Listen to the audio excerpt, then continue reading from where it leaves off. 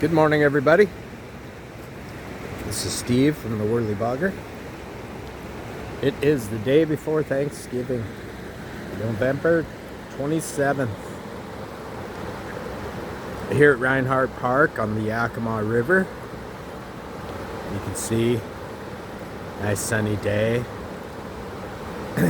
Dipped down last night to about 24 degrees. So a little chilly.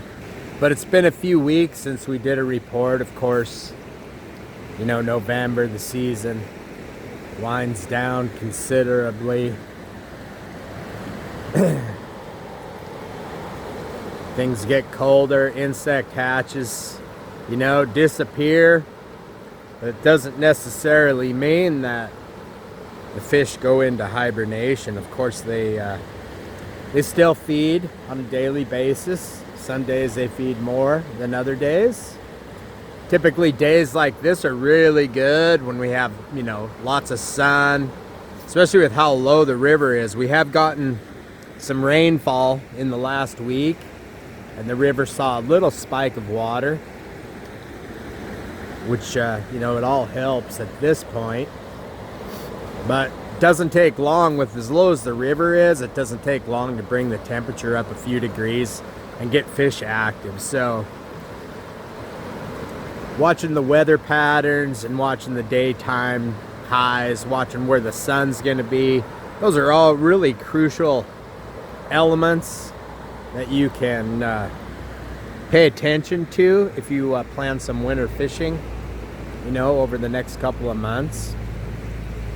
I mean, even though insect hatches are sparse, I mean, about the only thing that you're going to see hatching are midges, maybe some winter stoneflies, you know, over the next several weeks. Those are kind of the two bugs that you'll see the most. And occasionally fish will get on those, but it's really going to become more of about subaquatic food sources in the river.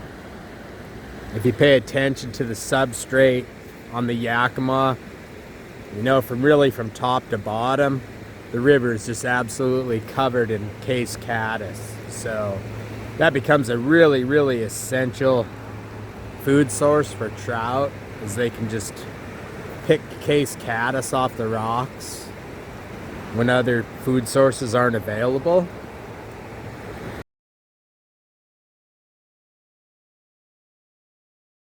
Of course, there's a lot of bait fish. It's a good time, you know, for streamer fishing. You can really see some of the bigger fish in the river. Typically this time of year they pod into really specific water types.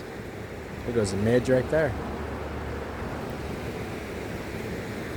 And the big fish will take up the main feeding lies. They'll push the smaller fish out of the main, you know, that's kind of that's one of the benefits of being the big fish in the pool. But the thing with the big fish is it has to eat every day, and it has to eat a substantial amount of protein in order to stay healthy. Where a little fish can just, you know, peck away at the bottom, you know, get case caddis, get stonefly nymphs, anything that it can find, you know, it doesn't have to eat as much as what a big fish does. So they'll take up the main feeding lies. So even though you might not catch a lot of fish on the river, you'll see some of the better quality fish in the river this time of year, you know, through early spring. So as we progress, you can start fishing a lot of different patterns. Of course, when the river comes up, you know, a San Juan worm is always good, especially after our, you know, we had 3 different species of salmon come back to the river, so all that biomass is degraded now, you know, and is broken down. Creates a lot of worms and leeches, and when the flow of the river comes up, it pushes all that through the system. So the fish will get on the leeches and worms for a couple of days until flows subside. Stonefly nymphs, of course, you know, our squalla hatch always starts sometime usually in February, early March. So there'll be a lot of stoneflies around moving along the bottom. So a stonefly nymph is always a good searching pattern on the river, you know, in a variety of colors and sizes. Not going to matter a ton. And then streamer fishing, of course, a lot of streamer junkies. It's fun. You know, it's probably the easier type of winter fishing, you know, but you cover a lot of water. You take out a wide swath of water by, you know, either swinging a streamer or stripping it across, however you present it. I have seen a couple of streamers this year that worked really well, and we're working on some videos right now, so we'll load those to YouTube probably next week.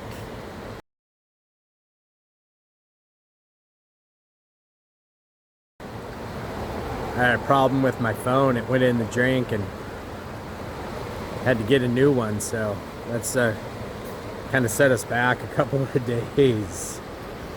Always good to good advice, keep your old phone around just in case. So right now the river continues to be in good shape. Again, no need to get out super early in the morning. I mean, you can if you want to, but you're gonna see that swing, you know, basically, you know, like depending on the nighttime lows, you know, if you're fishing 10 to, you know, I mean, by 4:15 it's dark now, so if you're fishing 10 to 3:30, 10:30 to 3:30, that gives you a good quality day on the river. You know, lots of serenity, a lot of peace out here. It's a beautiful time. It's nice and quiet. So we appreciate everybody's support this year. Aaron, Greg, myself.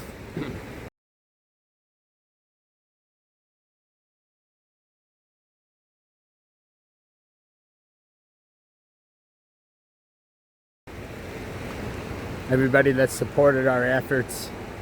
Really appreciate you coming out, fishing with us. Appreciate all your business at the pro shop.